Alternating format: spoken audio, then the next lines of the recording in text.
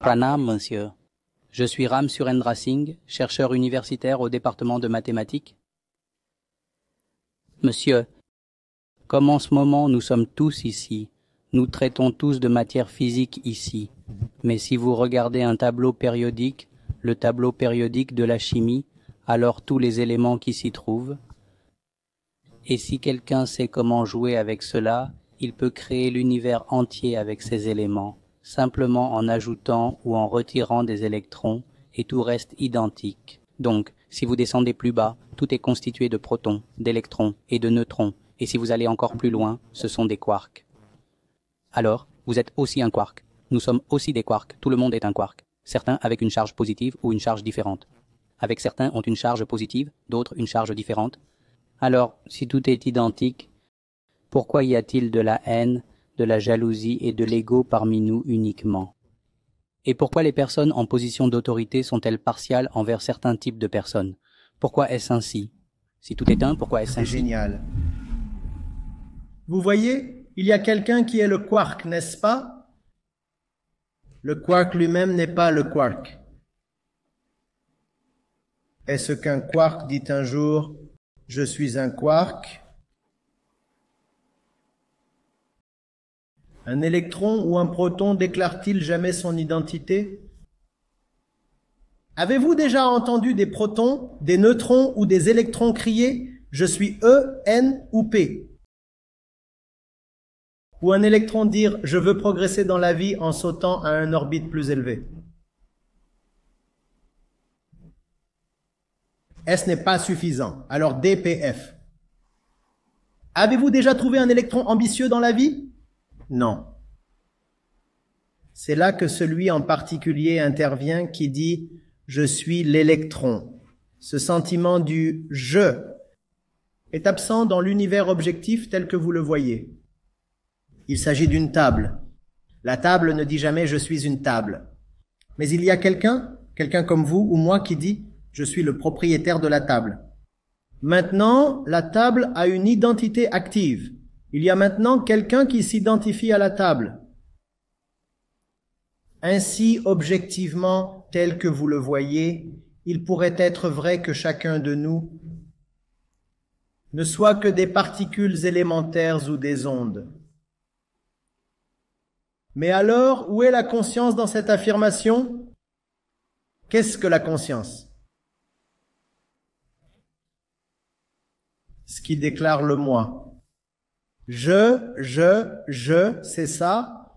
Alors vous avez dit, si nous sommes tous les mêmes en termes de notre constitution élémentaire et fondamentale,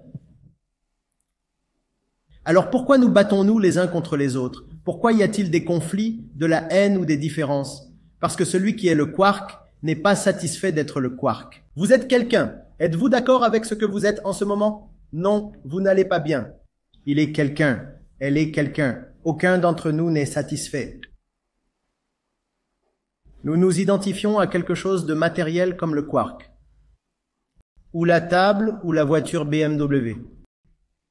Ils appartiennent tous à la même dimension en termes de matérialité. N'est-ce pas? Nous sommes identifiés à quelque chose. Je suis un homme, je suis une femme, je suis un étudiant, je suis un excellent élève, je suis un retardataire, je suis riche, je suis pauvre, je suis beau, je suis petit. Je suis bien informé. Je suis un chercheur, je suis un bon sportif. Indépendamment de ce que vous dites à propos de vous-même, y compris je suis un quark. Vous n'êtes pas content d'être ce que vous êtes. Vous déclarez être milliardaire. Cela vous satisfait-il pleinement? Cela ne vous satisfait pas. Ou vous pourriez devenir très savant et déclarer que je suis un quark. Cela aussi vous satisfait-il pleinement? Cela ne vous satisfait pas. Nous ne sommes donc pas heureux d'être ce que nous sommes. Nous voulons être autre chose. Nous ne savons pas ce que nous devrions devenir pour être heureux et satisfaits, n'est-ce pas? Chacun de nous essaie de devenir quelque chose. Chacun d'entre nous essaie de devenir quelque chose. Personne n'est stable. Satisfait, détendu, à la retraite? Absolument en paix, là où il est. Il y a donc cette constante insatisfaction intérieure et un manque d'épanouissement. Nous voulons être quelque part. Nous nous efforçons d'y arriver. Et nous découvrons que nos efforts sont en train de devenir infructueux. Alors il y a de la frustration à l'intérieur. Puis, Il y a quelqu'un d'autre assis à côté de moi. Cette personne est aussi un objet qui peut potentiellement être utilisé par moi afin que je devienne quelqu'un d'autre, n'est-ce pas? Par exemple, vous êtes un garçon et une fille est assise à côté de vous. Comment devenez-vous un petit ami à partir d'un garçon? Vous êtes un simple garçon. Et il y a une fille assise à côté de vous. Comment devenez-vous? Le important est devenir. Comment devenez-vous un petit ami à partir d'un simple garçon? Pour cela, vous devrez utiliser l'objet assis à côté de vous, la fille. Une fois que la fille est d'accord, vous constatez que vous êtes passé du statut de garçon à celui de petit ami. Vous devez donc maintenant utiliser l'objet qui se trouve à côté de vous. Cet objet est un être conscient. Cet objet a une certaine volonté propre. Mais pour satisfaire votre désir de devenir quelqu'un d'autre, vous devrez l'utiliser et l'objectifier. Et elle ne voudra peut-être pas cela. Il y a alors conflit. Le comprenez-vous? Disons que vous participez tous à un concours de quiz ici et qu'il y a un trophée à gagner. Disons que ceci est le trophée. Il est écrit IIM Ahmedabad dessus, n'est-ce pas? Ce n'est donc pas si mal comme trophée. Et ceci attend ici pour être capturé et ramené à la maison. Vous pensez tous que si vous devenez, notez bien le mot devenir, vous pensez tous que si vous devenez le détenteur de ce trophée, cela vous donnera de la satisfaction. C'est ainsi que cela se passe, non? Mais est-ce que vous pouvez tous devenir les propriétaires de ce trophée? Non. L'un d'entre vous l'emportera chez lui et les autres seront, vous savez, le couvront probablement. Alors il y a conflit.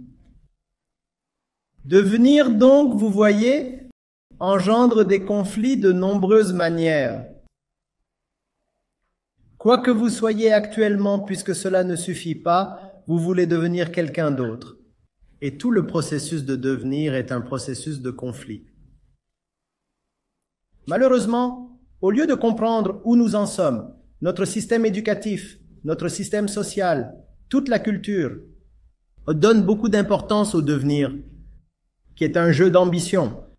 Donc, tous voulez atteindre quelque part, n'est-ce pas? Vous avez des objectifs dans la vie et vous êtes des travailleurs acharnés. Vous voulez y arriver rapidement. N'est-ce pas ce que nous voulons? Il y a un endroit, et s'il faut l'atteindre, je ferai bien d'y arriver rapidement. Maintenant, je ne sais pas où je me trouve. Comment puis-je savoir où je dois me rendre? Est-ce suffisamment logique? Et si vous ne savez pas où aller, comment savoir quel chemin prendre? Lorsque vous voulez aller quelque part et que vous réglez votre GPS, il vous demande deux choses. Quelles sont les deux choses qu'il demande? Cela demande l'endroit où vous voulez aller. Et aussi, il y a quelque chose appelé votre position. Vous vous en souvenez? Vous vous en souvenez? Dans l'application Maps, votre position. Si vous ne connaissez pas votre position, aucune carte au monde ne peut vous aider. Lorsqu'il s'agit de votre emplacement physique, le satellite suffit. Le satellite vous dira où vous vous trouvez même si vous ne le savez pas. Mais lorsqu'il s'agit de votre position mentale, où vous êtes en tant qu'individu ici à l'intérieur, aucun GPS, aucune application, aucun satellite ne peut vous aider. Vous devez le savoir. Et seulement quand vous savez où vous êtes, alors vous pouvez savoir où vous devez aller. Est-ce que cela devient trop lourd ou trop rapide pour vous? Voyez-vous comment nous allons? Nous portons tous des identités. Et chacune de ces identités provient de l'identification à un certain objet. C'est bien cela? Ainsi, lorsque vous dites, par exemple, que vous êtes un garçon, quel est l'objet auquel vous vous identifiez? Le corps masculin. Puisque vous dites que je suis le corps masculin, vous avez le droit de dire que je suis un garçon. N'est-ce pas? Quand vous dites que vous êtes riche, par exemple, il y a un objet avec lequel vous vous identifiez. Quel est cet objet? L'argent? Parlez-moi d'autre chose. Donnez-moi une affirmation d'identité. Donnez-moi une déclaration d'identité, s'il vous plaît. Je suis hindou. Il y a quelque chose d'objectif auquel vous êtes identifié. Dans la religion, il y a des livres, des pratiques, des croyances. Tous ces éléments sont des objets. Vous comprenez qu'un objet, tout ce qui est terrestre dont vous pouvez parler, est appelé un objet. C'est la définition. Ainsi, toute déclaration d'identité implique une association profonde avec un objet. Et c'est la raison pour laquelle tout le monde court après des objets. C'est pourquoi il y a tant de monde dans les centres commerciaux, car ils portent beaucoup d'objets lucratifs. Et nous avons faim à l'intérieur. Pas physiquement, mais mentalement. Nous avons besoin de nous associer à quelque chose de si aimable, qui nous donne une satisfaction finale. Rien ne nous donne cette satisfaction. Alors nous, continuons à courir sans jamais nous arrêter et nous finissons par nous rendre compte que nos jours sont comptés et que nous sommes morts. Toute une vie passée à bousculer sans jamais vraiment atteindre. Voyez-vous cela? Ce dans quoi nous sommes qui est affamé de satisfaction. Vous pouvez l'appeler l'ego, l'esprit ou la conscience. Ces deux termes ne sont pas des synonymes exacts l'un de l'autre. Mais pour vous, en tant que débutant, il suffit de les considérer comme un seul. L'ego, l'esprit ou la conscience. C'est la chose affamée à l'intérieur. Donc, chaque fois que vous dites « Oh, nous sommes, vous savez, juste un quark ou punch boot ou je suis juste du sol », ce n'est pas vraiment correct à dire. Parce que si vous n'êtes qu'un matériau, alors le matériel existe même après la mort. N'est-ce pas? Le poids d'une personne change-t-il immédiatement après sa mort? Le matériel existe même à ce moment-là. Il y a certainement quelque chose au-delà du matériel que vous êtes. Quelque chose au-delà du matériel qui regarde à travers ses yeux matériels. Les yeux sont matériels, mais il y a quelque chose d'au-delà de la matière à l'intérieur qui regarde à travers les yeux. Le pur matériau peut-il jamais aimer? Le matériau peut-il pleurer? Le matériau peut-il désirer profondément quelque chose? Alors, d'accord, le corps est matériel, mais il y a quelque chose à l'intérieur qui n'est pas matériel. Ce n'est pas matériel, mais c'est très mécontent. Il est inassouvi et il désire l'épanouissement, et il ne sait pas comment y arriver. Ainsi, dans son manque de connaissances, que fait-il? Il essaie toutes sortes de matériaux possibles, y compris les narcotiques, les drogues, car ce ne sont que des objets, des substances, non? Alors vous essayez même cela. Peut-être que cela me satisfera. Peut-être que cela me satisfera. L'argent pourrait me satisfaire, le divertissement, l'excitation, les drogues, la connaissance, le pouvoir, le sexe. Les sports, peu importe, je veux dire, vous les nommez. L'homme a tout essayé. Tourisme, vandalisme, vous comprenez? Il est extrêmement important d'étudier cela, ce que vous êtes vraiment une conscience assoiffée. En entrant, je discutais avec le doyen honorable ici, que tout le système éducatif se concentre exclusivement sur les objets. Nous en savons tellement sur, par exemple, ce micro. Nous ne savons rien de la conscience qui parle à ce micro. Nous connaissons les yeux, nous avons étudié ce morceau de chair avec brio. Nous connaissons toute son anatomie, nous pouvons guérir la plupart de ses maladies et nous pouvons également remplacer la rétine par exemple et nous avons des lunettes, des verres correcteurs, tout ce que vous voulez. Et nous avons des extensions des yeux appelées télescopes massifs, qui permettent de voir dans les profondeurs de l'espace. Ce ne sont que des extensions des yeux, donc objectivement, nous savons beaucoup de choses, mais nous ne savons rien de celui qui regarde à travers les yeux. Dites-moi, qui est celui qui prend l'information à travers les yeux? Qui est celui-ci? Le connaissons-nous? Pas qu'il soit un homme. C'est juste une façon de dire. S'il vous plaît, dites-moi qui est celui, si désireux de regarder à travers les yeux, que les yeux roulent continuellement. Les yeux sont-ils jamais stables?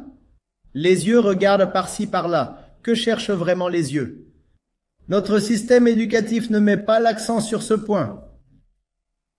Le résultat est que nous savons beaucoup de choses sur le monde objectif, mais nous savons très peu de choses sur nous-mêmes. Maintenant, heureusement, ou peut-être malheureusement, nous nous trouvons à un point où nous devons satisfaire nos besoins mentaux. Et si ces besoins mentaux ne sont pas satisfaits de manière sage, alors nous deviendrons fous, comme nous le sommes déjà, et il y aurait une destruction massive. Que vous voyez déjà sous forme de changement climatique, perte de biodiversité, épidémie de maladies mentales, et bien d'autres choses.